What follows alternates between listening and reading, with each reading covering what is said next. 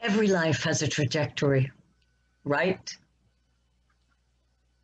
When I was growing up in Jersey City, in the late 50s, it was one huge potpourri of people.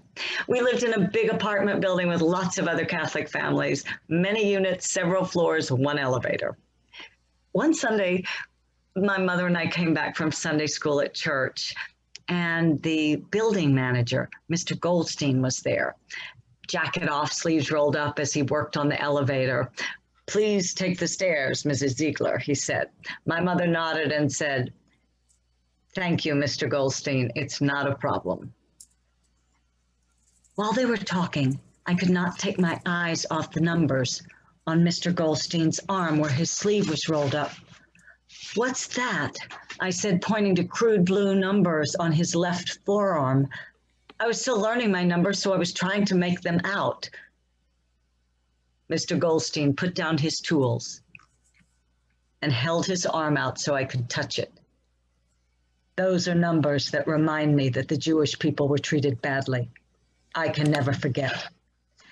Because a person with only a number has no name, and a person without a name, little Teresa, is soon forgotten. Versteh? You understand," he said. I did not really versteh like he wanted me to, but I understood that I was Catholic, we were Catholic, and he was Jewish, and that was life in Jersey City. Only much later did I come to understand it as part of my trajectory. My fascination with genealogy came later too. I suppose it started with Roots, the TV series with LeVar Burton, where he played Kunta Kinte, a man who was kidnapped by slave hunters from his home in Africa. It had Cicely Tyson and Ben Vereen. I found out years later that Kunta Kinte was a fictional name, although he was a stand-in for an untold number of people, real people. Everyone was talking about Roots. At the PTA, at church, at our bridge games. Things were a bit crazy with the kids back then, so I stuck it in the corner of my mind. One day, I'm going to do our family tree. The funny thing about genealogy is that you don't know exactly where it's going after you take that first step. Whether it's going to change you, whether it's going to alter your self-perception, whether it's going to fill a void or open up like a piece of origami with folds and wrinkles. You may think you know, but you don't know. Some 30 to 40 years after Roots, my daughter was married with a baby of her own on the way, and an idea popped into my head. What great fun it would be to do our family history as a gift for the little one, for her christening gift, a kind of forever keepsake. By then, genealogy was all the rage. Ancestry.com, 23andMe, DNA kits, Henry Louis Gates with Finding Your Roots on TV. A notice in the church bulletin mentioned a self-help group that was mapping our families, so I went. One woman was making a memory quilt with little squares that represented each family member, and she would bring in a square, all neat and tidy, and we would ooh and ah over it. We were all in this together, or so we thought. Family, legacy, memory, they should all be neat and tidy. But that's not really how it goes. There are the collective memories that are shaped into our history books and the buried memories that lie under the surface and the felt memories that somehow are passed along in our DNA and seem to rise from unknown places. My cousin had done the mapping on my mother's side, all good Irish Catholics from New Jersey with a wee bit of Wales and Finland worked in there. My father's side, I was less certain about. My father's side, German, of course, we knew that. My Ziegler grandparents belonged to a German organization in Jersey, and every year, my grandmother would bring me to the St. Nicholas party with Stolen and Christmas angels for us kids. Is it Grandpa coming? I said one year. She waved him off with the back of her hand. You and me, little girl, my mansion, she said. Grandpa Ziegler was born in the United States in 1915. This much I knew.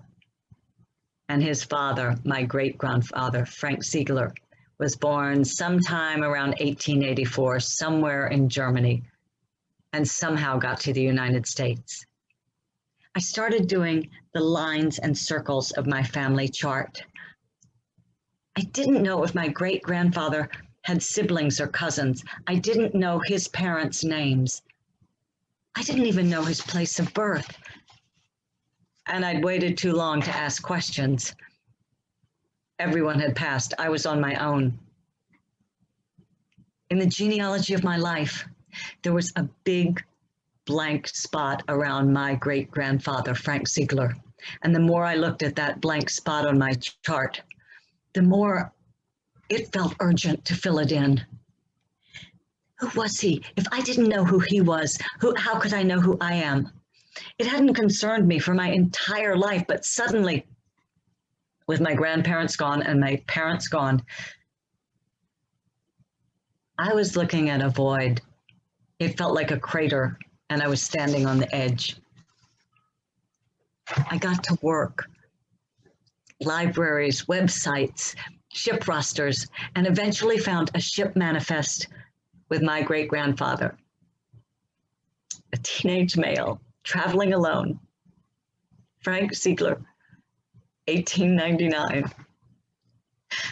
The ship had embarked from Bremen, Germany, which meant he was mostly likely from the south and west of Germany. Documents in German archives, a passport, a census, a marriage certificate might give some clues. And a woman named Sally from my church helped me to translate and correspond.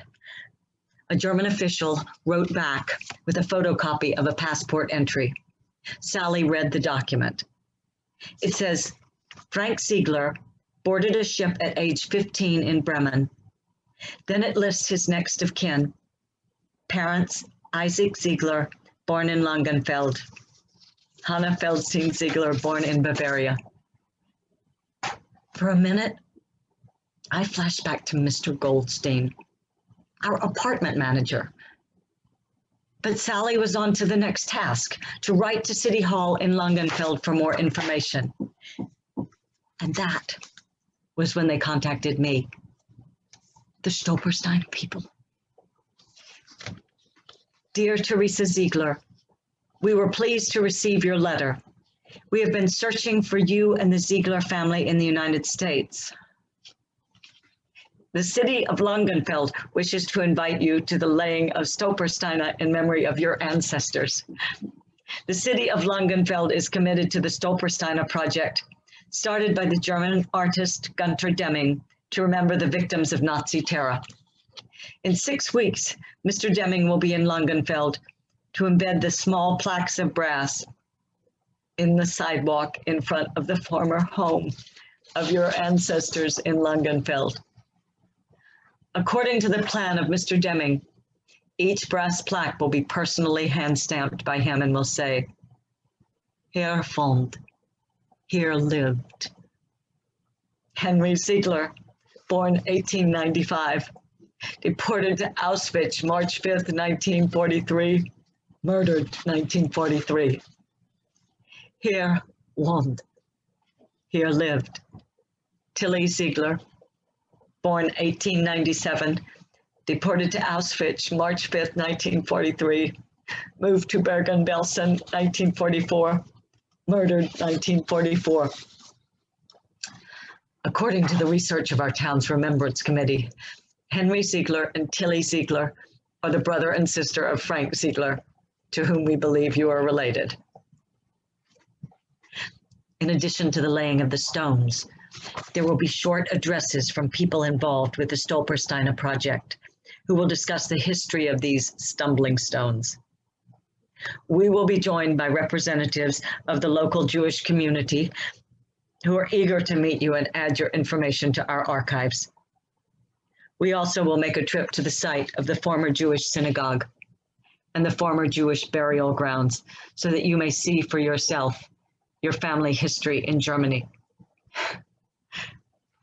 The Ziegler stones will mark the 72,001 and 72,002 Stolpersteine laid by Mr. Deming to remember those who fell victim to Nazi terror. While we cannot bring back those who died, we can remember the tragedy that befell them. Please let us know if we may reserve a space at a local hotel for you. Sincerely, Herr Philip Schmidt, Mayor of Langenfeld. I tried to absorb this. There was the Ziegler name and my great-grandfather's hometown and the people missing on my chart, a brother and a sister to my great-grandfather. These were, in fact, my ancestors. I felt a sharp pain in my temple. I realized our family members were victims of terror, and a sudden sense of horror rushed through me. The image of Mr. Goldstein's arm came into my mind. Our people were taken away from their property and their homes and their lives. Our people were missing in the quilt of their family and the fabric of the world. And I understood that I was a good Catholic and that our Ziegler family, in living memory, were not Catholic at all. They were Jewish. What did all this mean? What did it mean to be Jewish? Stolpersteine. I said the word over and over again. Small brass plates, 3 inches by 3 inches set in cobblestone. They would let all passers-by who happened to stumble upon them know that Zieglers had lived and they had had their lives taken from all that they had embraced and accrued in life, from friends, from relatives, from us, from me. One small brass plate was going to remember the unimaginable, just as I was only beginning to imagine it. I sat quietly with the translation of the letter. How should I tell my family? What should I say at church? I Googled Bergen-Belsen, Auschwitz, the Shoah, Yad Vashem. I looked at the lines and circles on my chart, and suddenly they no longer made any sense at all. Everything looked foreign to me, and I realized I needed to start again. I began to look at flight schedules. Someone needed to remember Henry Ziegler and Tilly Ziegler, Jewish victims of the Holocaust, and I would. Once in Langenfeld, I watched as Mr. Deming knelt on the ground and used his tools to dig into the sidewalk and carve out empty spaces. Into those small holes were installed the brass plaques. Here lived Henry Ziegler. Here lived Tilly Ziegler. As I walked across town, I saw more brass plaques in the cobblestones. 4 Stolpersteine in front of one house. Here lived. Here lived. Here lived. Here lived. I read every one. Another several doors down. Here lived. And another. Here lived. I am still searching for the full story of my grandfather and my great-grandfather. The great-grandfather who left Germany, or what? Why did he leave Germany? What changed for him in America? How he once was Jewish and then he was not. Was it pain or shame or repudiation? Was it love for a woman of a different faith or rejection of what he left behind? Was it he comfortable with his decision? Did he regret it?